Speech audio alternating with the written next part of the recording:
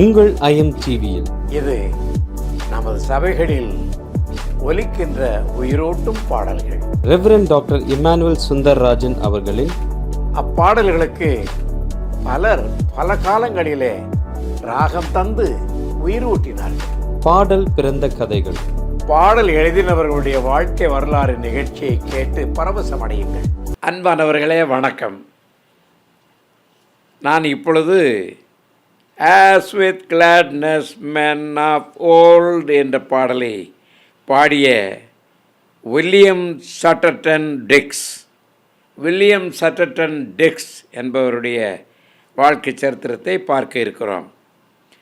புறஜாதியாருக்கு கிறிஸ்து வெளிப்பட்ட நாளாகிய பிரசன்ன திருநாள் ஜனவரி 6ஆம் தேதி நமக்கு ஒரு விசேஷித்த தினம். பேதைகளாகிய மேய்ப்பர்களை மட்டுமல்லாது, ஞானிகளையும் யூதர்களையும் மட்டுமல்லாது, உலகத்தில் உள்ள மக்களையும் கடவுள் இயேசுவிடத்தில் வழிநடத்தி வருகிறார் என்ற சத்தியத்தை வலியுறுத்தி காண்பிக்கும் நாள்தான் அந்த பிரசன்ன திருநாள். பிரியமானவர்களே, இப்பாட்டில் கிழக்கிலிருந்து வந்த சாஸ்திரிகளைப் போல நாமும் இயேசுவின் பாதம் தேடி சென்று நாம் சம்பத்து யாவையும் அவருக்கு படைக்க வேண்டும் என்ற கருத்துக்கள் அடங்கியிருக்கின்றன. நட்சத்திரம் அவர்களை வழிநடத்தியது போல தூய இயேசுவின் நிமித்தம் ஜீவபாதையில் நம்மை வழிநடத்த வேண்டும் என்று இப்பாட்டின் மூலம் நாம் வேண்டிக் கொள்கிறோம். ஆண்டவரே, எங்களை உம்மண்டையிலே நடத்தும் என்று வேண்டிக் கொள்கிறோம். இப்பாடலை எழுதிய வில்லியம் சட்டர்டன் டிக்ஸ் 1837ஆம் ஆண்டு ஜூன் மாதம் 14ஆம் தேதி இங்கிலாந்தில் பிரிஸ்டல் நகரத்தில் பிறந்தார். பிரிஸ்டல் என்பது உங்களுக்கு தெரியும், ரொம்ப ஃபேமஸான இடம். அது ஒரு இன்சூரன்ஸ் ஏஜெண்டாக பணியாற்றினார். பாருங்கள், ஒரு எளிய வேலையில் இருந்தவர் தான். ஒரு சிறந்த கிறிஸ்தவ பக்தன்.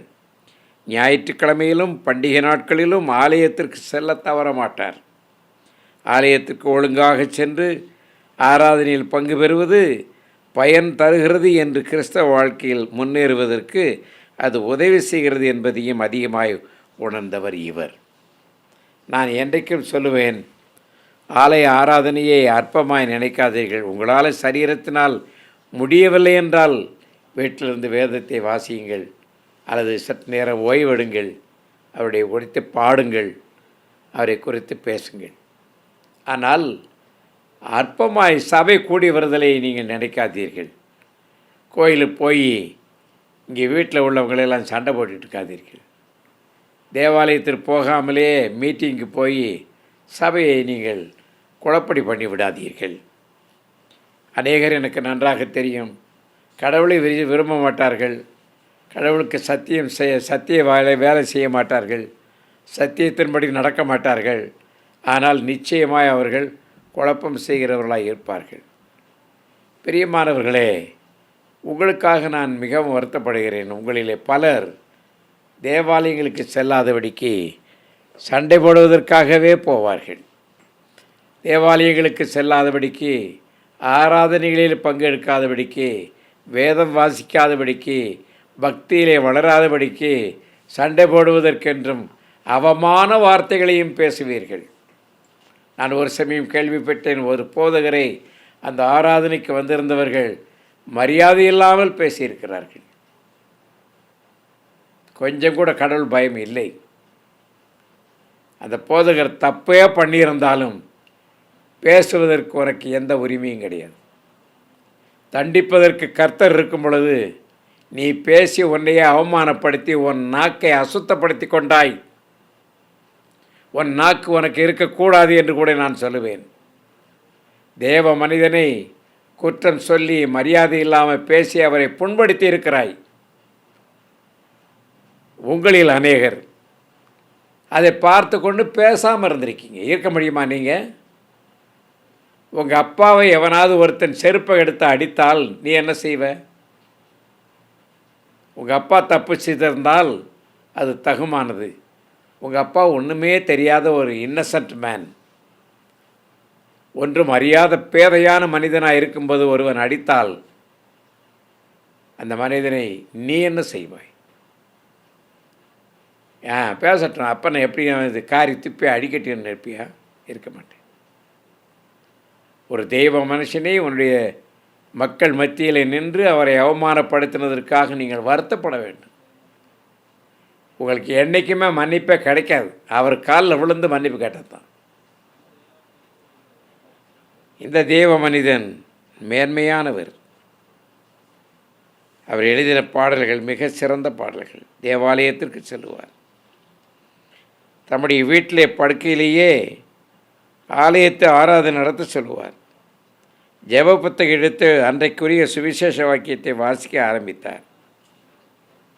அதை வாசித்த பொழுது கிழக்கிலே நட்சத்திரத்தை கண்டு பலவித இன்னல்களையும் பொருட்படுத்தாமல் கிறிஸ்து பாலகனை தரிசிக்க வந்த சாஸ்திரிகளின் பக்தியை ஊக்கத்தை குறித்து சிந்திக்கலானார்.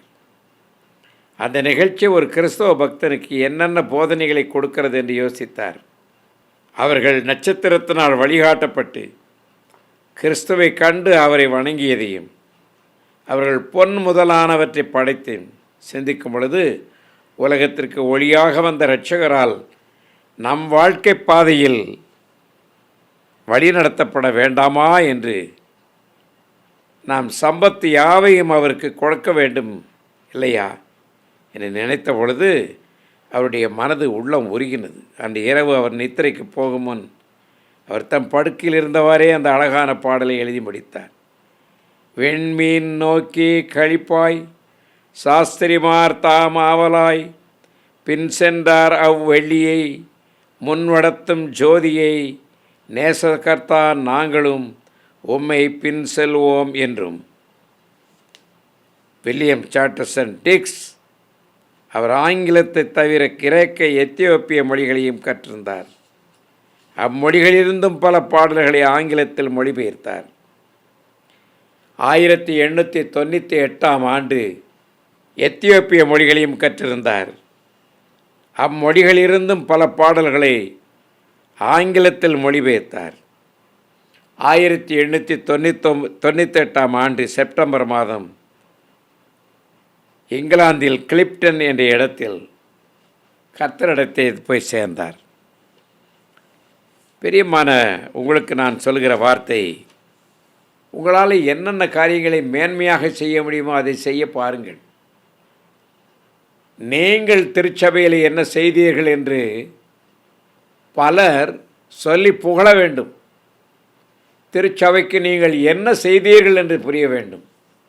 ஆனால் என்ன கொள்ளையடித்தீர்கள்? கொள்ளையடித்து கூட திருச்சபையை கட்டியிருக்கிறார்கள்.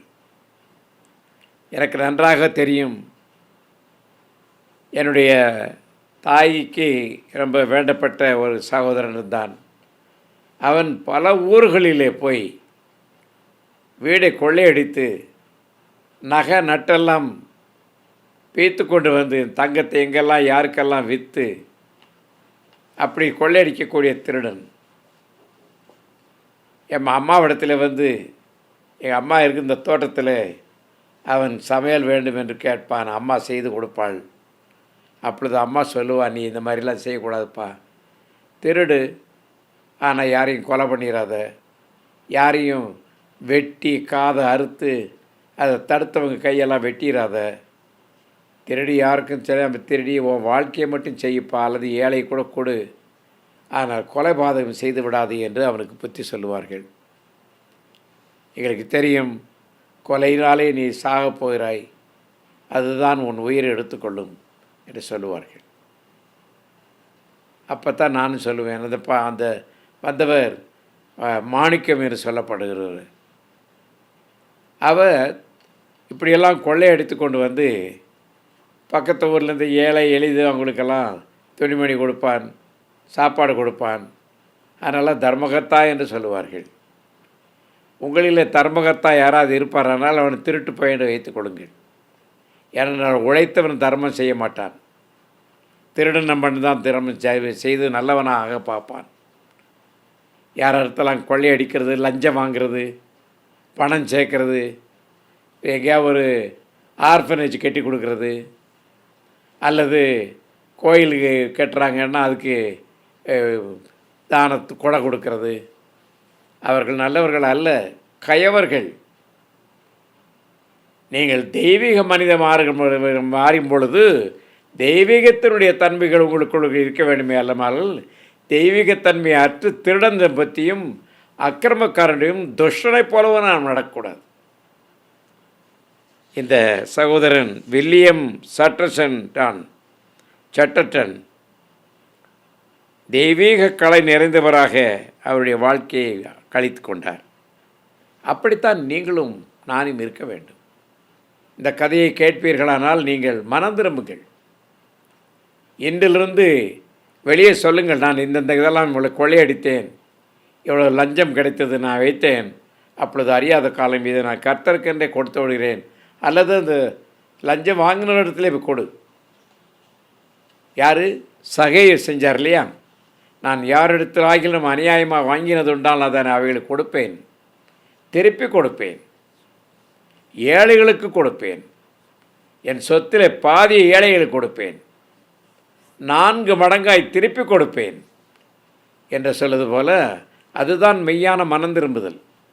நீங்கள் நல்லவன் சொல்லி அவன் இன்னும் வேறு ஒரு நல்ல பதவி கொண்டு போய் குழப்பம் பண்ண விடாதீங்க. இன்றைக்கு இப்படிப்பட்ட துன்மார்க்கத்தின் துஷ்டர்கள் தான் மேல் பதவிக்கு வந்து சேர்ந்து கொண்டிருக்கிறார்கள். நீங்கள் மேல் பதவிக்கு யாரையும் சேர்ப்பதற்கு முன்பாக அவனுடைய வாழ்க்கையும் ஆவிக்குரிய காரியங்களையும் சிந்தித்து பாருங்கள். அவன் நிதானித்து பார்த்து அவனுக்கு கொடுங்கள். கடவுள் உங்களை ஆசீர்வதிப்பாராக. ஆமேன்.